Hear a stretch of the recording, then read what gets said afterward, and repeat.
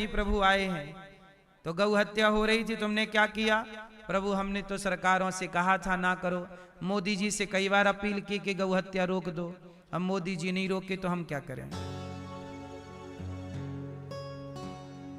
और हम तो गौशाला में गाय की सेवा करते रहे हैं। अब पूरी जवाबदेही फिर मोदी जी की है कि काहे नहीं रोक रहे हैं गौ हत्या।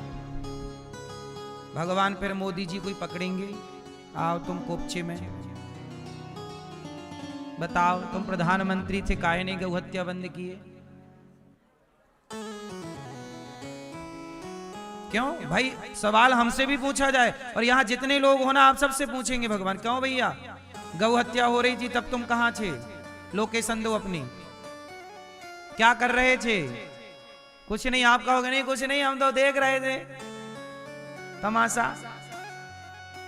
आओ फिर तुम्हें भी तमाशा बनाएंगे।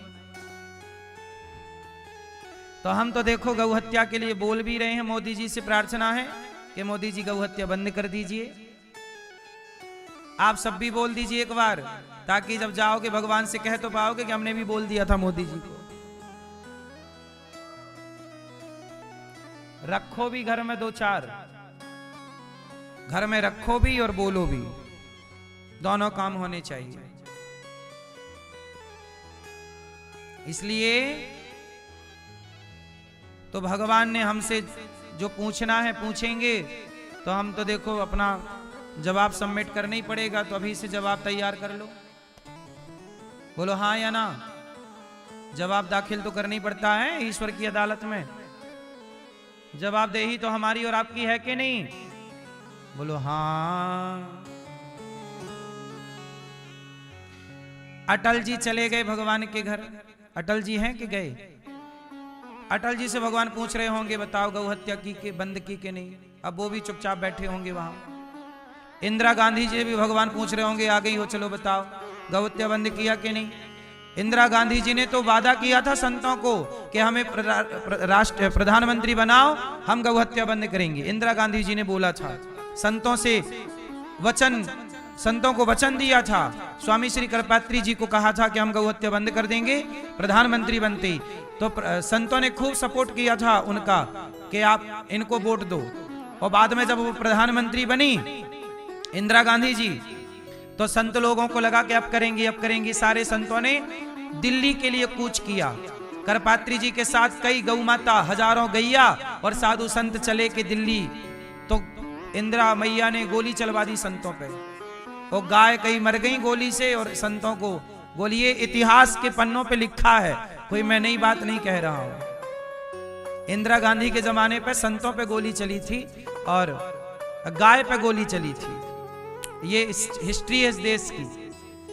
तो इंदिरा गांधी जी गई होंगी, भगवान पूछ रहे होंगे, कहो बहन आ गई, बताओ क्या किया तुमने गौ माता के लिए? गोली और चलवा दी। तो ये सरकारों की हिस्ट्री है। पता नहीं है मंत्री लोग बनने के बाद सब भूल काहे जाते हैं भाई? क्या वहां बीमारी हमारी चल रही है कोई भूलने की? वादा करते हैं चुनाव के पहले, वो बनते भूल जाते हैं। पता नहीं क्या इनके छाती पे कौन आके बैठ जाता है। भगवान जवाब तो मांग रहे होंगे, सब चुपचाप बैठे होंगे वहां। बोलो हाँ। इसलिए मोदी जी से प्रार्थना है, आप गौ हत्या बंद कीजिए।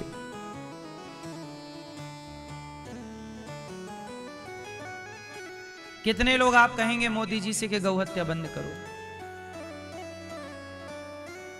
मैया आप नहीं कहोगी?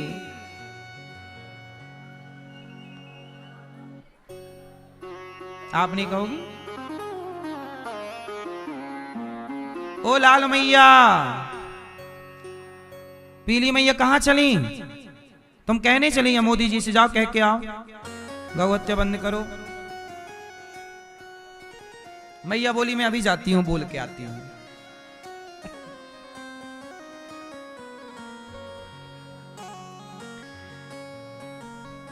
भगवान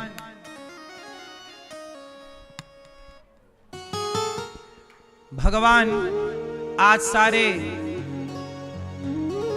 गोपियों को अर्थात ग्वाल वालों को सबको बैकुंठ का दर्शन करा रहे हैं और वृंदावन की महिमा बता रहे हैं। बैकुंठ से श्रेष्ठ ये वृंदावन है। बैकुंठ से श्रेष्ठ क्या है? वृंदावन। वृंदावन सा वन नहीं नंद गांव सा वन, वृंदावन सो वन नहीं नंद गांव सो गांव, और वंशी वट सो वट नहीं कृष्ण नाम सो धन्य है ये वृंदावन, जहां भगवान प्रेम से दर्शन दे रहे हैं अपने भक्तों को। हाँ, अच्छा देखो, एक छोटी सी कथा याद आ गई, कहो तो सुना दूं 2 मिनट की। एक केवट था, सुनना, मैं किस बात के लिए कथा सुना रहा हूं आप लोग बताना सुनने के बाद। एक केवट था, नाव में 10 लोगों को बिठाया और नाव चली उस पार। अब केवट चला रहा है नाव पहुंची बीच नदी में। संयोग देखो, बीच नदी में नाव में छेद हो गया, राम जाने पानी कहां से आने लग गया और नाव भंवर में फंस गई। अब केवट ने देखा कि नाव डूबने वाली है, तो यात्री तो चिल्लाए। केवट ने छलांग मार दी और केवट छलांग मारा, सारे यात्री जो 10 लोग थे, सारे यात्री बेचारे डूब गए।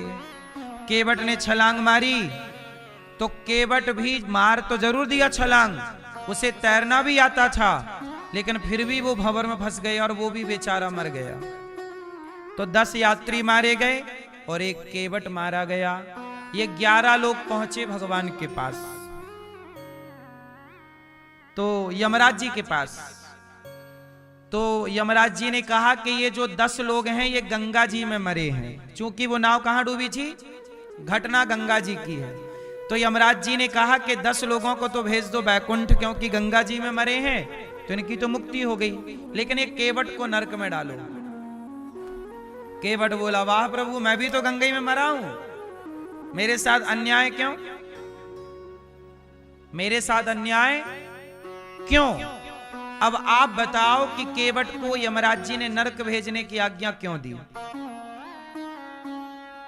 दिमाग लगाओ क्यों, जबकि वो भी गंगा में मरा है, सबकी मौत डूबने से हुई है, एक ही तिथि पर हुई है। 10 लोग जाएंगे बैकुंठ और एक केवट जाएगा नरक, क्यों? हैं? दिमाग लगाओ, क्यों?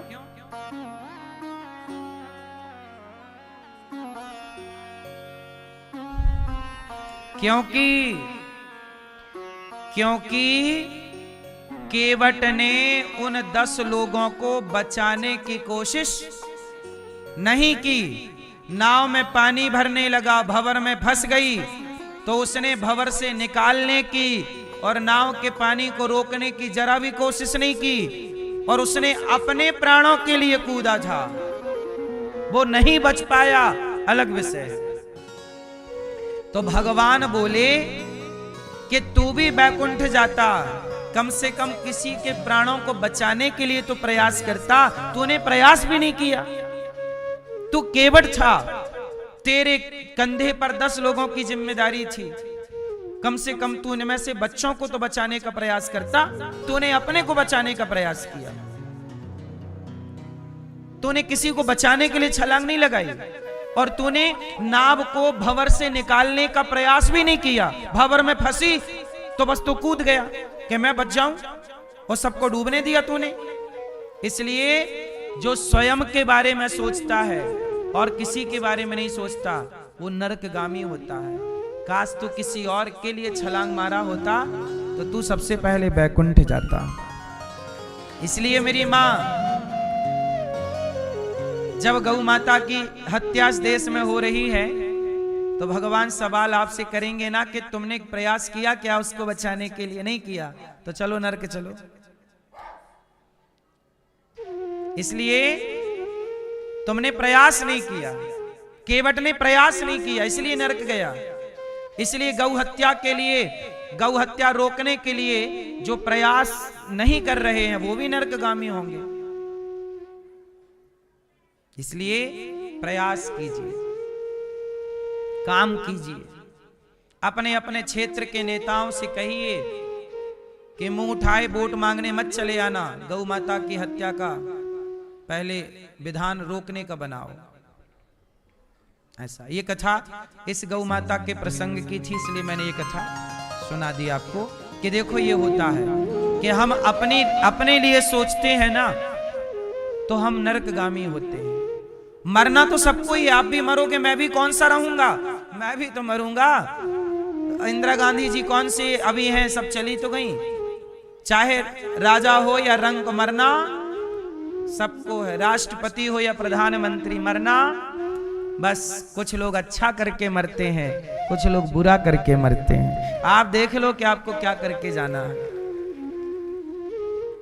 इसलिए ये दास अनिरुद्ध, देखो हमने तो छलांग मार दी किसी को बचाने के लिए। गौरी गोपाल आश्रम में हमारी 311 वृद्ध माएं रहती हैं।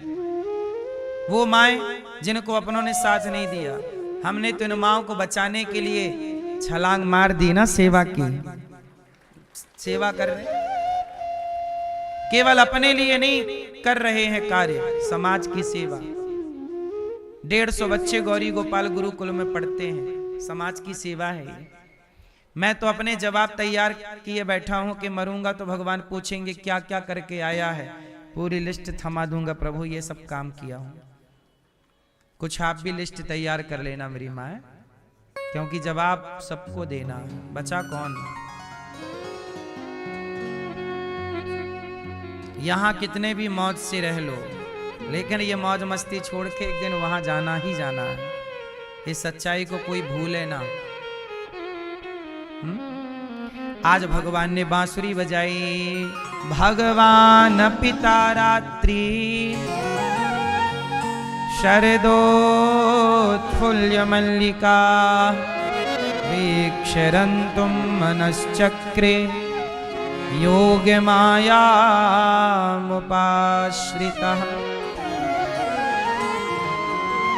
आज यमुना के तट पर बांसुरी बजाई। आज भगवान रास रचाना चाहते हैं, सारी गोपियों को बुला रहे हैं, आओ राधा ललिता विशाखा चंपकलता तुंग देवी, आओ सब आओ। सारी सखियों को भगवान ने बुलाया, आओ आओ आओ। भगवान बुला रहे हैं, आओ आओ।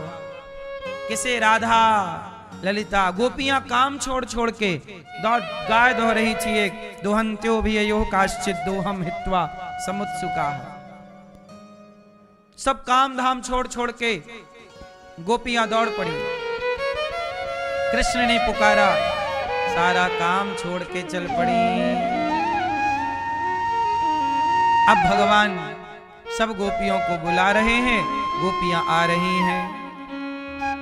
एक सखी आंखों में काजल लगा रही थी कि बांसुरी सुनाई पड़ी, आंखों का काजल छोड़ा और दौड़ पड़ी कृष्ण से मिलने के लिए। एक बच्चे को दूध पिला रही थी कि बच्चे का पेट भरा नहीं, बांसुरी सुनाई पड़ी, बच्चे को वहीं छोड़ा, दौड़ पड़ी श्री कृष्ण से मिलने के लिए। बोलो हाँ कि ना। दौड़ पड़ी भगवान से मिलने के लिए। चल रही हैं कृष्ण से मिलने के लिए। भगवान से मिलने के लिए सब कुछ छोड़ दिया सखियों ने।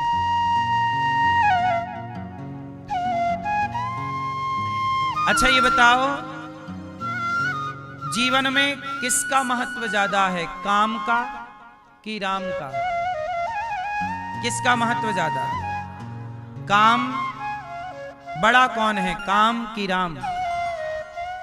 कौन बड़ा? कौन? काम जरूरी है कि राम जरूरी है? क्या जरूरी है? काम। कितने लोग समझते हैं कि काम जरूरी है और कितने लोग मानते हैं कि राम जरूरी है।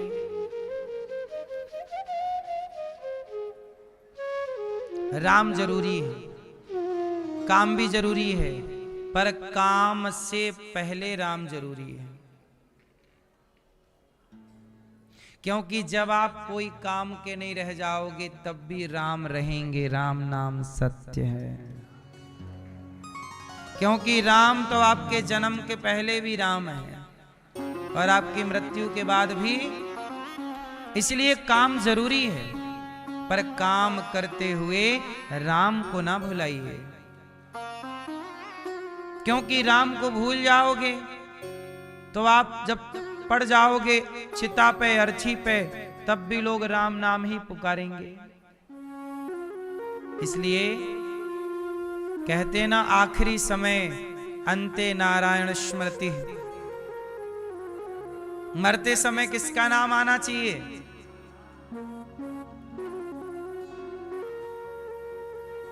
किसको? जो राम को भूल जाएंगे ना, उनका पतन होना निश्चित है। पहले भारत में देखो, कांग्रेस की ही सरकार हुआ करती थी। क्यों? क्योंकि कांग्रेस का जन्म जहां से हुआ उसके मूल हैं गांधी जी। और गांधी जी ने मरते समय क्या बोला? हे राम। क्या बोला? क्या बोला? लेकिन गांधी जी के इस हे राम पर कांग्रेस चल ही नहीं पाई बेचारी।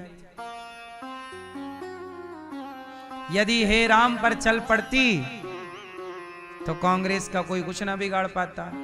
लेकिन आज कांग्रेस का अस्तित्व यदि खतरे में चला गया तो क्यों? जो राम को भूल गए, जनता उन्हें भूल गई। जो राम को याद रखेंगे, जनता उनको याद रखेगी। कहते ना, जो राम का नहीं वो किसी। इसलिए हमने तो अस्तित्व मिटते देखा। जिनका डंका था, तूती बोलती थी, आज वो डगमगा रहे हैं। बोलो हाँ। इसलिए कहता हूं मेरी मां, आगे बढ़ो, पर राम को भुला कर नहीं। राम को याद रख के भी तो आगे बढ़ा जा सकता है, हाँ या ना? राम को भुलाने की जरूरत क्या थी? राम क्या है? राम समाज का आईना है, आदर्श है। बेटा कैसा हो? राम जैसा। भाई कैसा हो? राम कैसा भाई के भाई के लिए अयोध्या का सिंहासन छोड़ के जंगल चला गया। ऐसा भाई कौन नहीं चाहेगा कि मेरा भाई ऐसा हो? ये राम है। ऐसा बेटा कौन नहीं चाहेगा कि मर्यादा पुरुषोत्तम है। मां ने कह दिया, सौतेली मां ने, सगी मां ने नहीं, सौतेली मां ने कह दिया वनवास जाओ। जी मां, वाह, ऐसा आज्ञाकारी बेटा कौन नहीं चाहेगा। आज तुम्हारा बेटा आज्ञाकारी नहीं है। क्यों? क्योंकि राम को मानता नहीं है। जो राम को नहीं मानेगा उसका अपना अस्तित्व खतरे में पहुंच जाएगा। ये बात किसी पार्टी के लिए नहीं है। राम को भुला देगा तुम्हारा बेटा तो उसका अपना अस्तित्व भी खतरे में पड़ जाएगा। इसलिए राम को भुलाना किसी के लिए हित में नहीं है। कोई भी हो, राम को लेकर चलना पड़ेगा। राम जैसा भाई, राम जैसा बेटा, राम जैसा राजा। राम के राज्य में कुत्तों को भी न्याय मिलता था। वाल्मीकि रामायण में पढ़िएगा, एक कुत्ते को न्याय दिया था राम जी ने। कथा है, मैंने कई बार सुनाया है, आपको सुनाई है कि एक कुत्ते को एक भिखारी ने डंडा मार दिया या पत्थर मार दिया, उसके टांग में लग गया। कुत्ता रोता हुआ राम के दरबार में आया। राम जी देखो, मैं भौंक रहा था, इसने मुझे पत्थर मार दिया, पांव टूट गया मेरा। राम जी ने भिखारी को बुलाया, यहां काहे मारा कुत्ते को? जैसे आजकल ना आप लोग कहीं कुत्ता पड़ा हो तो कुछ लोग कुत्ते को मार देते हैं, कुछ लोग नहीं कुत्ते को मार देते हैं। अब अभी क्या हो रहा, कुछ जगह मैंने सुना कि कुत्ते को जहर का इंजेक्शन दे के मार रहे हैं कुछ लोग। बोले गली में कुत्ते बहुत हो गए हैं तो सब हटा दिया कुत्तों को। तो देखो कुत्तों को भी न्याय राम के राज्य में मिलता था। आज गाय को न्याय नहीं मिल रहा है, लेकिन राम के राज्य में किसको न्याय मिलता था? एक कुत्ता आया, बोला इसने मारा है। राम जी ने भिखारी को बोला यहाँ क्यों मारा? भिखारी बोला प्रभु मैं भीख मांग रहा था, ये मुझे दे के भां भां भां भां कर एक पत्थर उठा के मार दिया। राम जी ने कहा कि कुत्ता तुझे देख के नहीं भौंकेगा, कुत्ते का तो काम भौंकना है, तुझे देख के भौंका तूने मार दिया। भाई तुझे काटता तब तू मारता अपनी रक्षा के लिए, उसका तो स्वभाव भौंकने का है, अब तूने मार दिया है। अब राम जी बोले कुत्ते से चल भैया ऐसा कर, किसने तुझे काटा है, तुझे मारा है, अब ऐसा कर तू ही न्याय कर, तू ही दंड दे। क्या दंड देना चाहता? कुत्ता बोला कि ऐसा करो इसको फलानी जगह का नेता बना दो, भिखारी को। राम जी बोले वारे कुत्ता ये तूने न्याय किया कि उसकी बल्ले बल्ले कर दी? कुत्ता बोला प्रभु मैं भी जानता हूं कि बल्ले बल्ले इसकी अभी है, लेकिन मैं भी उस जगह का नेता था, और नेता हो करके जब ये नेता बनेगा तो इसके मन में पाप आएगा, बेईमानी करेगा, और बेईमानी करेगा तो अगले जन्म में कुत्ता बनेगा, और जब इसकी टांग में कोई मारेगा तब मेरा हिसाब पूरा हो जाएगा।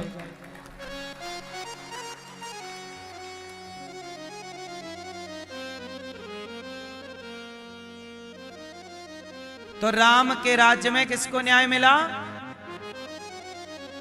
कुत्ते को। इसलिए राम जैसा बेटा, राम जैसा भाई, राम जैसा राजा, राम जैसा पति। हम मैयाएं लोग कहती हैं नहीं पति राम जैसा नहीं। क्यों राम जैसा पति चाहिए कि नहीं? नहीं, रावण जैसा चाहिए? पति कैसा चाहिए? राम जैसा, या फिर विकल्प आप दो, किसके जैसा चाहिए बता? रावण के जैसा चाहिए, कंस के जैसा चाहिए, दुर्योधन के जैसा चाहिए? कैसा पति चाहिए? पति, अब कुछ माताएं बोलती हैं राम जी ने तो पत्नी को वनवास भेज दिया, काहे कि राम जी अच्छे पति। नहीं, आप पूरा नहीं समझते। राम जी ने माता सीता को वनवास नहीं भेजा। राम जी इतने अच्छे पति हैं कि अपनी पत्नी के लिए लंका के रावण राजा से लड़ गए। राम जी सीता मैया के लिए किससे लड़ गए? लंका के पावरफुल राजा से। लोग कहते हैं प्यार की निशानी ताजमहल है। अरे प्यार की निशानी ताजमहल नहीं, राम सेतु है जो राम जी ने बनवाया था लंका तक। राम सेतु बिना खंबे का, ये प्रेम की निशानी है। बोलो हाँ। इसलिए राम जैसे पति, सीता मैया रावण के यहां रही और राम जी ने स्वीकार कर लिया। आप किसी के घर रह लेती ना माँ इतनी दिन, तो आपके पति भी आपको ऐसे स्वीकार ना करते जैसे सहजता से राम ने स्वीकार किया। अब आप कहो तो राम ने स्वीकार किया तो निकाल क्यों दिया? तो राम जी ने थोड़ी निकाला। राम जी निकालते तो उसी दिन निकाल देते जिस दिन सीता जी आई थी। क्यों? आप लंका से आई तो ना कह देते कि नहीं हम तुम्हें नहीं रखेंगे, तुम अपवित्र हो गई हो, रावण के यहां रह के आई है। लेकिन राम जी ने तो ऐसा नहीं कहा, सीता जी को स्वीकार किया और सीता जी गर्भवती हो गई। जब स्वीकार किया तभी ना गर्भवती हुई।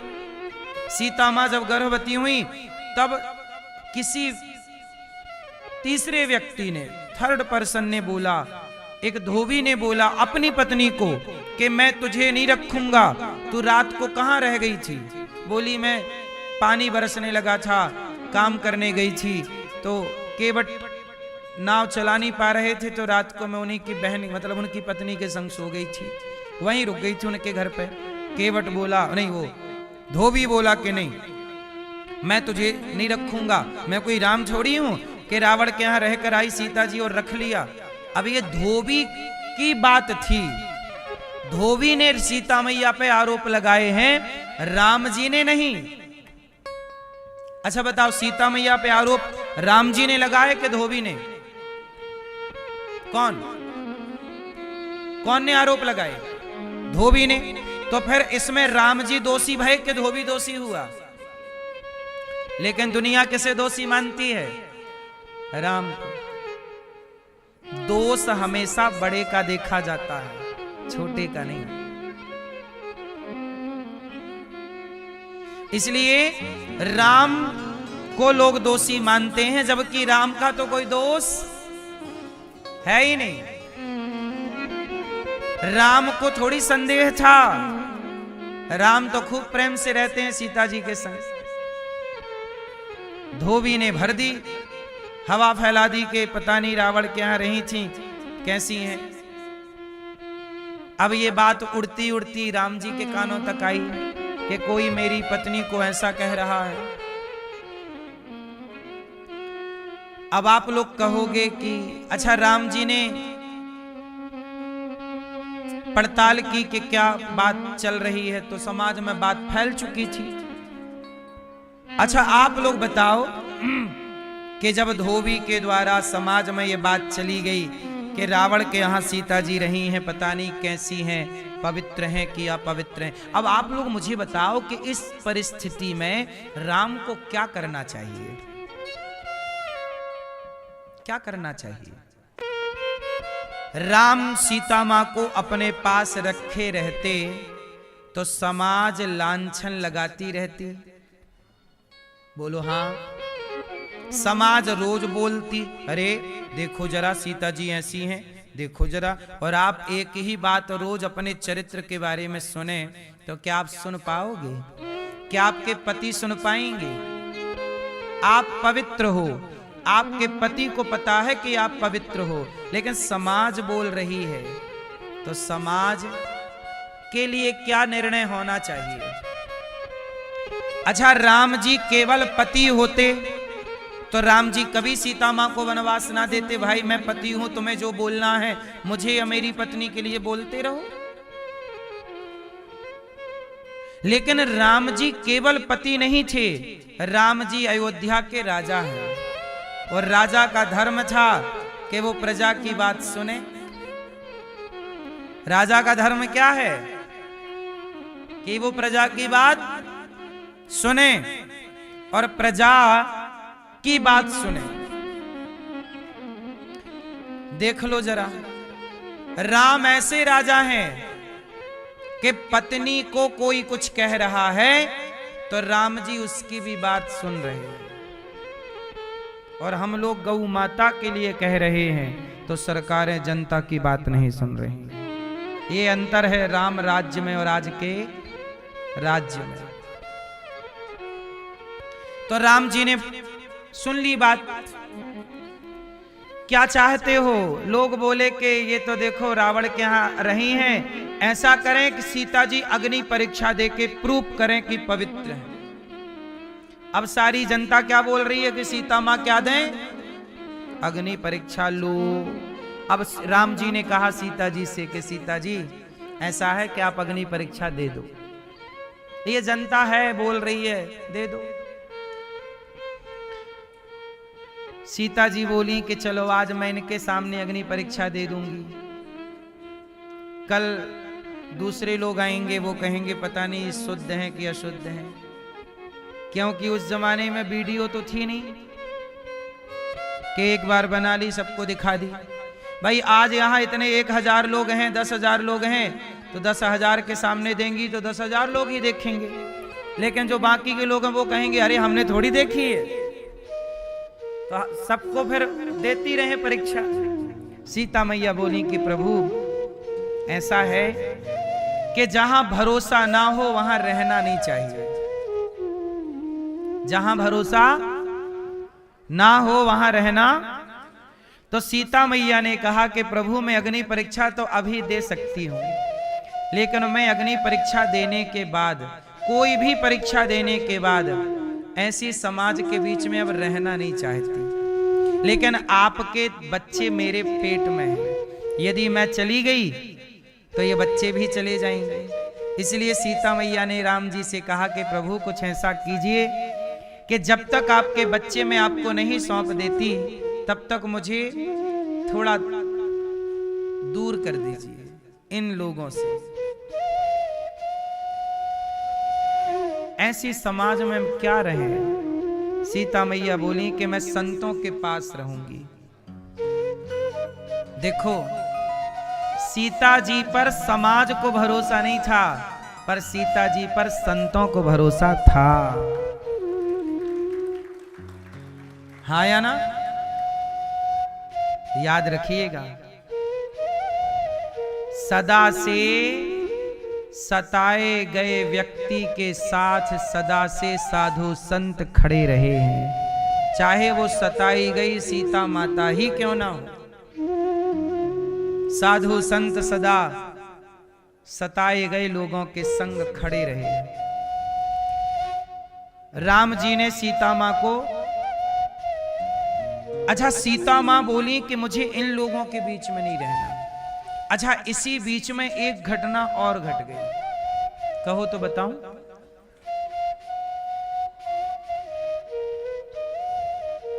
मैंने एक दिन आपको बताया था कि कैकई माता ने सीता जी से कहा, कैकई, अब देखो कैकई मां का फिर रोल चालू हो गया। कैकई मां ने सीता जी से कहा, सीता ये रावण कैसा दिखता था।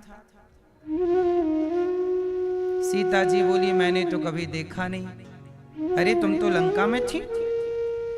देखो, कैकई मां सीता जी के मन को टटोल रही है। कैकई मां सीता मैया के मन को टटोल रही हैं, देख रही हैं कि इनके मन में क्या है। तो कैकई मां बोली कि सीता जरा ये बताओ कि ये रावण कैसा दिखता था, तुम तो रही हो। सीता जी बोली, मां मुझे नहीं पता। क्यों?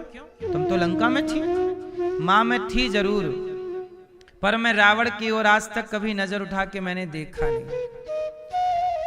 क्योंकि रावण से जब सीता मैया बात किया करती थी ना, तो एक तिनका रख लेती थी।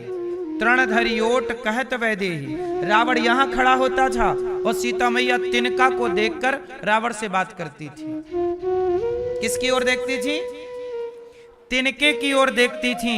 लेकिन रावण की ओर, ये भारत की नारी है, तिनका को देख लेगी पर पुरुष को नहीं देखेगी। ये भारत की नारी का परिचय है। सीता मैया तिनके को देख करके और रावण से, तो सीता मैया बोली मैंने रावण को नहीं देखा। तो कैकेयी मैया बोली, अच्छा कुछ तो देखा होगा। तो सीता मैया बोली, हाँ, जब रावण मेरा अपहरण करके ले जा रहा था, उसने जब मेरा हाथ पकड़ के मुझे अपने विमान में बिठाया, तब मेरी नजरें झुकी थीं और मैंने उस समय रावण के पांव के अंगूठे को देखा था। मैंने रावण के पांव के क्या देखा था? अंगूठा, अंगूठे को देखा था। तो पांव का अंगूठा मैंने देखा है। अब तो कैकेयी मां बोली, ऐसा करो जरा इस दीवार में जरा वो अंगूठा बनाओ, कैसा था रावण के पांव का अंगूठा। तो कलम उठाई माता सीता ने और रावण के पांव का अंगूठा बना दिया, पेंटिंग कर दी, ड्राइंग तैयार कर दी। अब अंगूठा बन गया। अब सीता मैया को कोई काम आया तो सीता मैया अपने कमरे से चली गई और कैकेयी मां ने षड्यंत्र रचा। कैकेयी मां ने ऐसा किया कि अंगूठे के ऊपर पांव बना दिया, पांव के ऊपर पूरा पांव टांग बना दी और ऊपर पूरा रावण बना दिया, उसका मुंह बना दिया, उसका पेट बना दिया, पूरा पूरा रावण बना दिया। कैकेयी मां ने सुन रखा था कि रावण ऐसा है। अब आए कमरे में राम जी। अब देखना षड्यंत्र। राम जी आए तो राम जी ने देखा तो राम जी तो जानते थे रावण को, राम जी ने तो देखा था रावण को, तो राम जी तो चित्र देख के पहचान गए। अच्छा, कमरे में कैकेयी मैया थी, तो राम जी ने प्रणाम किया, माता जी प्रणाम। और राम जी ने चित्र पे दीवार पे चित्र देखा रावण का, तो राम जी बोले माँ ये किसका चित्र है? तो कैकेयी मैया मुस्कुरा के बोली राम ये रावण का चित्र है। तुम तो जानते हो। हाँ माँ मैं जानता हूं, पर ये सीता जी के कमरे में क्या कर रहा है रावण का चित्र? कैकेयी मैया बोली कि सीता के कमरे में क्या कर रहा तुम समझो राम। इतने दिन सीता रही हैं रावण के यहाँ, लगता है रावण की याद उनके भीतर है, तो उन्होंने अपने कमरे में चित्र बना रखा है रावण का। देखो कैकेयी माँ का छल। कैकेयी माँ आग लगा के चली गई। अब सीता मैया आई कमरे में, तो सीता मैया आई तो देखी तो चित्र बना पूरा। अच्छा बनाया किसने? कैकेयी माँ ने। तो सीता मैया ने देखा कि चित्र बना, तो सीता मैया बोली प्रभु ये किसका चित्र है? अच्छा, सीता मैया नहीं जानती थी किसका है, क्योंकि कभी शकल नहीं देखी रावण की। तो राम जी ने कहा कि रावण का चित्र है। सीता मैया बोली कि प्रभु ये रावण का चित्र किसने बनाया? राम जी बोले आपके कमरे में है तो आपने बनाया होगा। सीता मैया ने कहा प्रभु मैंने तो केवल पांव का अंगूठा बनाया, वो भी कैकेयी मैया ने मेरे से पूछा कैसा दिखता है रावण, तो मैंने बताया कि मैंने तो कभी देखा नहीं, मैंने अंगूठा देखा तो उन्होंने जिज्ञासा की कि बहू जरा बना के दिखाओ, तो मैंने बना दिया। इसके ऊपर पूरा उन्होंने चित्र बना दिया। इसका मतलब कैकेयी माँ ये चाहती थी कि राम और सीता के बीच में फूट पड़ जाए, और फूट पड़ेगी तो राम सीता के प्रेम में व्याकुल विह्वल हो जाएंगे, पागलों जैसे हो जाएंगे, फिर मेरे भरत के अयोध्या का राजा बनने का रास्ता। कैकेयी माँ अभी भी भरत को राजा बनाना चाहती। राम जी समझ गए कि कैकेयी माँ का यह षड्यंत्र है। कैकेयी माँ सीता को मेरे से दूर करना चाहती है। तो जब धोबी ने, अच्छा उसी समय धोबी का प्रसंग आ गया, धोबी ने कहा कि सीता माँ पता नहीं शुद्ध है कि अशुद्ध है, तो उसी समय राम जी ने सीता जी से कहा सीता अब आप बताओ क्या करें? सीता मैया बोली मैं परीक्षा तो दे सकती हूँ, लेकिन फिर मुझे ऐसे समाज में रहना नहीं है, इसलिए प्रभु मैं चाहती हूँ कि जो मेरे बच्चे हैं पेट में वो इस अयोध्या में जन्म ना लें। क्यों? क्योंकि यहाँ कैकेयी माँ है। कैकेयी माँ ने षड्यंत्र रच के यदि आपको वनवास भेज दिया और षड्यंत्र करके हमें और आपको लड़ाना चाहा, तो हमारे बच्चे यदि कैकेयी के हाथ लग जाएंगे तो ये तो हमारे बच्चों को ना जाने क्या पाठ पढ़ा देगी। इसलिए मैं नहीं चाहती प्रभु कि मेरे बच्चों पर इस कैकेयी माँ की कोई छाया पड़े, इसलिए मुझे यहाँ से अपने बच्चों के लिए दूर भेज दीजिए। इसलिए सीता जी के कहने से राम जी ने सीता माँ को महर्षि वाल्मीकि जी के आश्रम में भिजवा दिया, और वाल्मीकि जी के यहाँ सीता मैया के 2 पुत्र हुए, लव और कुश, और जो कि वहीं पढ़ लिख कर संस्कारी हो गए, और जब हो गए समझदार तब अपने बेटों को ले जाकर राम को सौंप दिया। और अब सीता मैया ने कहा आओ अब परीक्षा जो जो लेना चाहें आ जाओ। सब खड़े हो गए। तो अब पृथ्वी माँ से निवेदन कर रही है सीता माँ, हे पृथ्वी माँ, सीता मैया बोली हे पृथ्वी माँ यदि मैं पवित्र हूँ, रावण मुझे ले गया था, लेकिन रावण के बारे में मैंने स्वप्न में भी ना सोचा हो, मैंने राम के सिवा किसी और पुरुष का स्वप्न में भी चिंतन ना किया हो। यदि मैं गंगा की तरह पवित्र हूँ, यदि मैं अग्नि की तरह पवित्र हूँ, तो हे पृथ्वी माँ मुझे अपनी गोद में स्थान दे दो मेरी माँ, अब इन लोगों के बीच में मुझे नहीं रहना है। और जैसे ही कहा तो गंगा मैया की तरह सीता माँ पवित्र तो थी, उनके वचनों का मान पृथ्वी को तो रखना था। पृथ्वी माता प्रकट हुई और सीता मैया पृथ्वी की गोद में बैठ गईं और सदा सदा के लिए धरती से प्रकट होने वाली सीता, समाज ने सीता माँ को नहीं छोड़ा साहब, समाज हमें और आपको क्या छोड़ेगी। सीता माँ धरती में समा गई सबके देखते देखते। चिल्लाते, अब लोग कह रहे माँ क्षमा कर दो, माँ मत जाओ, माता क्षमा। माता ने कहा कि क्षमा हो, भगवान सुखी रखे। सीता मैया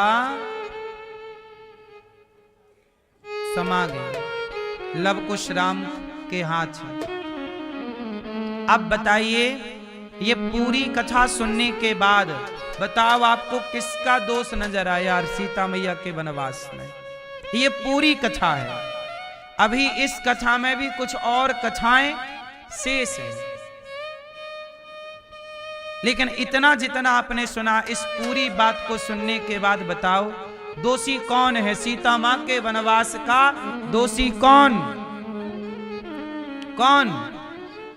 जोर से कौन? समाज, लोग। लेकिन दोष किसे दिया जाता है? राम को। राम को कोई दोष, राम का क्या दोष है? मैंने पूरी बात समझाई कि राम का क्या दोष था। कुछ दोष कैकेयी का है, कुछ दोष समाज का है।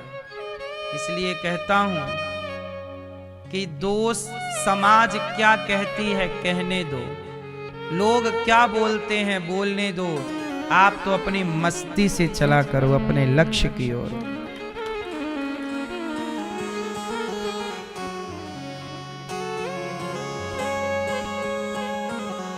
नारी को सदा से लोगों ने सताया,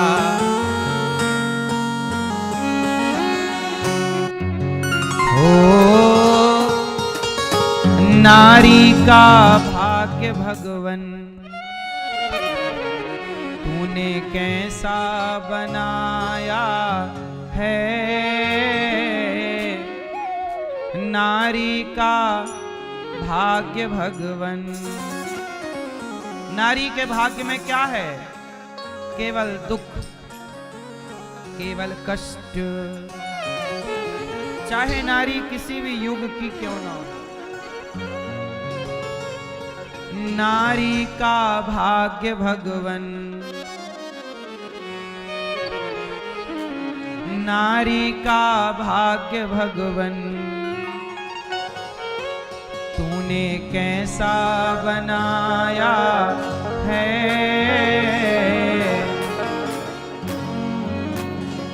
हर युग में दुनिया ने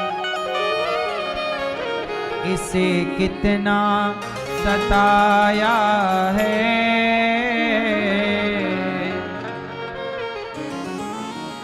नारी का भाग्य भगवन तूने कैसा बनाया है। हर युग में दुनिया ने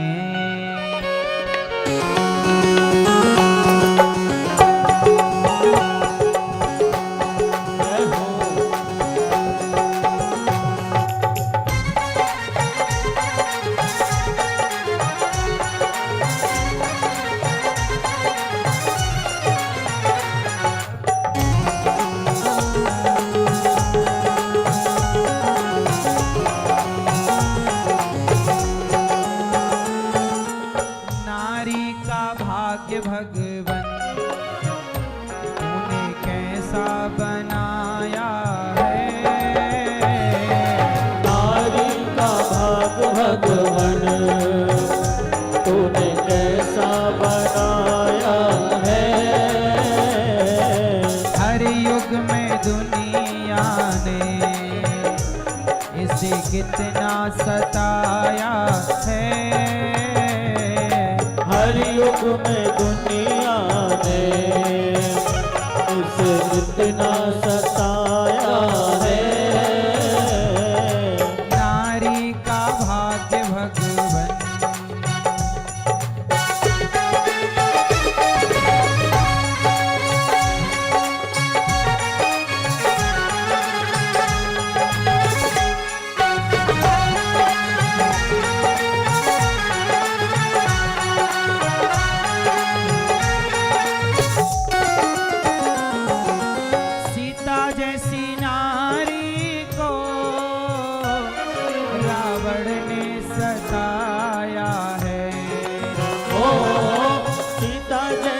नारी को रावण ने सताया है।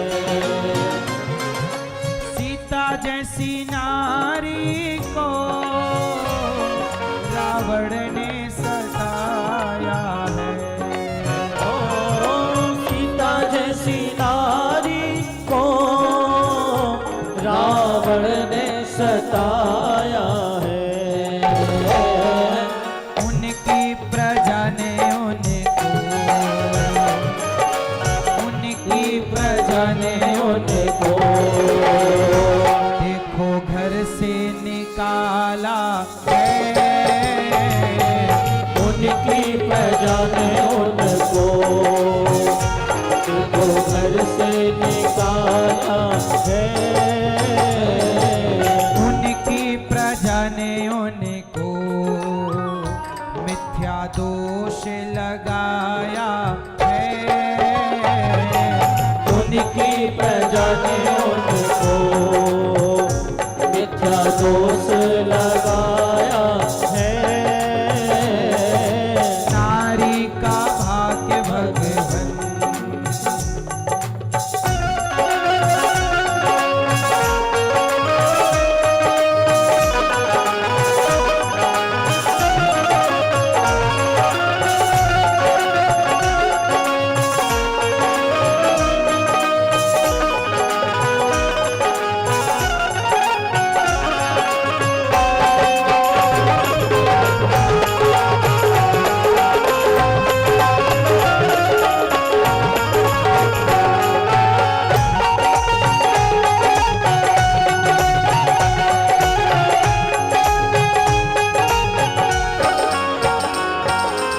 मीरा जैसी नारी को राणा ने सताया है।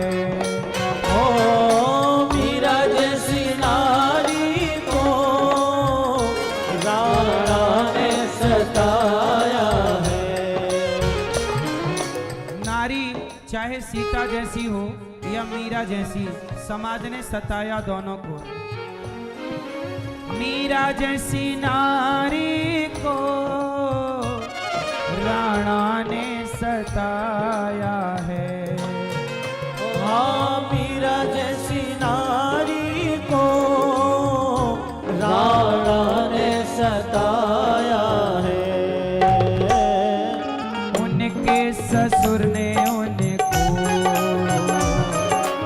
उनके ससुर ने उनको प्याला विष का पिलाया है। उनके ससुर ने उनको प्याला उसका पिलाया है। नारी का भाग भगवन,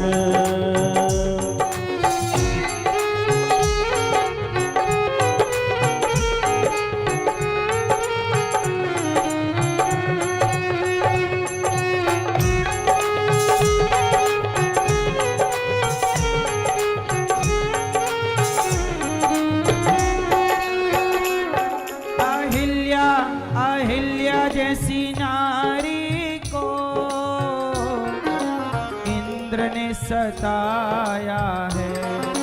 हाँ अहिल्या जैसी नारी को इंद्र ने सताया है।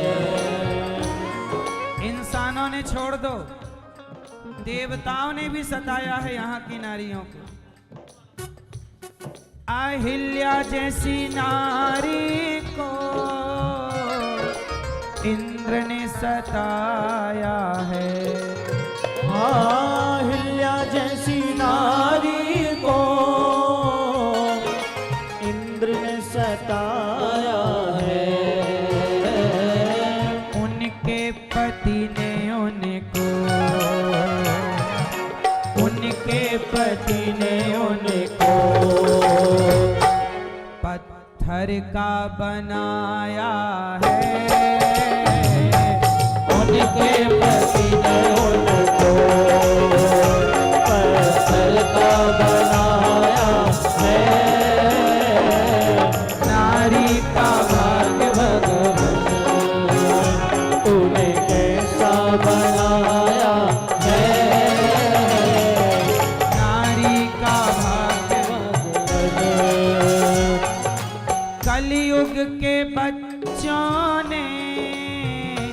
अपनी माँ को सताया है। ओ कलयुग के बच्चों ने अपनी माँ को सताया है। कलयुग के बेटों ने अपनी माँ को सताया है। ओ कलयुग के बेटों ने अपनी माँ को सताया है। खुद के ही बच्चों ने, खुद के ही बेटों ने उन्हें घर से निकाला है। खुद के ही बेटों ने उन्हें घर से निकाला है। नारी का भाग्य भगवान तूने कैसा बनाया है। नारी का भाग्य भगवान तूने कैसे बनाया है। ओ नारी का भाग भगवन तूने कैसा बनाया है। हर युग में दुनिया ने इसे कितना सताया है। हर युग में दुनिया ने इसे कितना सताया है। कलयुग के बेटा अपनी माँ को सताते हैं और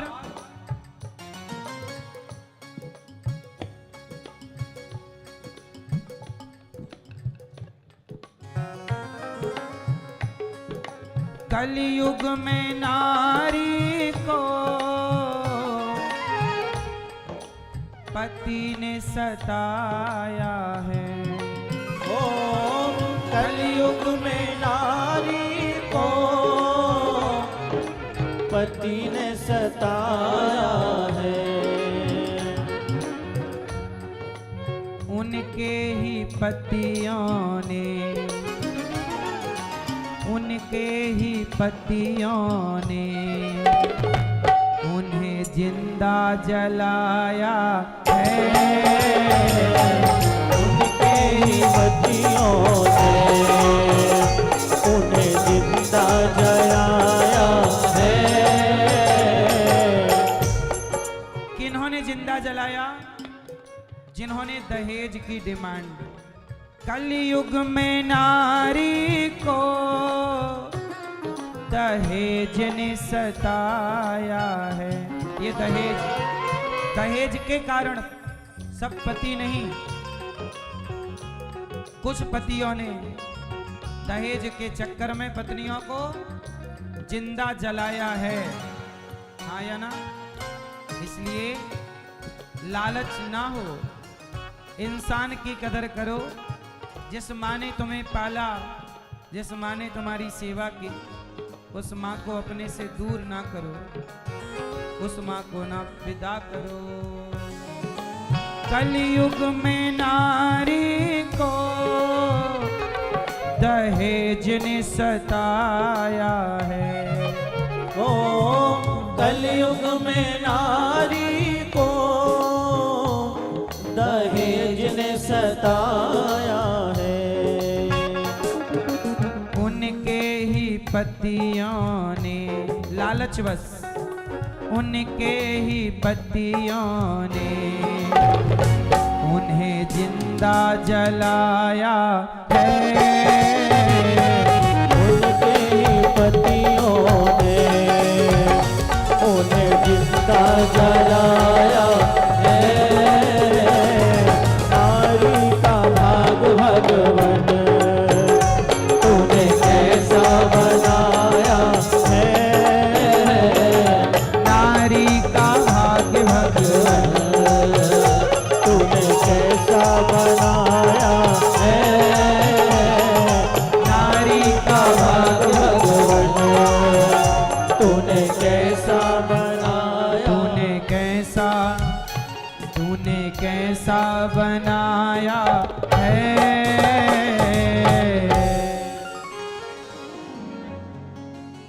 तो नारी के भाग्य में केवल कष्ट है। इसलिए आपसे मेरी प्रार्थना है कि आप यदि नारियों का सम्मान करना चाहती हो, मेरी माँ नारियों को सुखी देखना चाहती हो, तो आप अपने बेटों को ऐसा बनाना कि वो नारी का सम्मान करने वाला हो। यदि आपके सबके बेटे नारियों का सम्मान करने लग जाएं तो सब बढ़िया है, और नारियां भी नारियों का सम्मान करने लग जाएं। क्योंकि सताने वाले तो कहीं ना कहीं हम और आप ही हैं एक दूसरे को। इसलिए नारी सीता मां को भी लोगों ने सताया, मीरा को भी सताया, अहिल्या को भी सताया। इसलिए अब ये अत्याचार ना हो, कोई किसी को ना सताए। भगवान गोपियों के संग दिव्य रास रचा रहे हैं। गोपियां बोली आप हमारे पति हो। भगवान बोले कि देखो अपने अपने पतियों के घर जाओ। मैया सुनो, भगवान कह रहे हैं पतियों के पास जाओ, पति कैसा भी हो। मैया हमारे सनातन में पति को क्या बोला गया है? पति परमेश्वर। हाँ, पति परमेश्वर है, पत्नी परमेश्वरी है। पति भगवान है तो पत्नी भी भगवान है। गृहस्थ आश्रम कैसे चलता है? जब हम एक दूसरे का क्या करें? सम्मान करें। पत्नी का सम्मान करो, पति का सम्मान करो। जहां सम्मान होगा वहां रिश्ते चलेंगे नहीं, दौड़ेंगे। और जहां सम्मान नहीं होगा वहां नहीं चल पाएगा। इसलिए कहता हूं कि अपनी पत्नी का सम्मान करो, अपने पति का। आजकल रिश्ते ना ज्यादा नहीं चल रहे हैं। क्यों? अच्छा मैं ये एक बात बताओ, आपकी थाली में यदि दाल चावल सब्जी रोटी है और एक तरफ 4 तरह की सब्जियां हैं, 3 तरह की दाल हैं, 4 तरह की रोटी हैं, कई प्रकार के चावल की वैरायटियां हैं और नाना प्रकार का, तो ज्यादा भोजन जब हो तो ज्यादा खबता है कि कम हो तब ज्यादा खबता है? उत्तर है?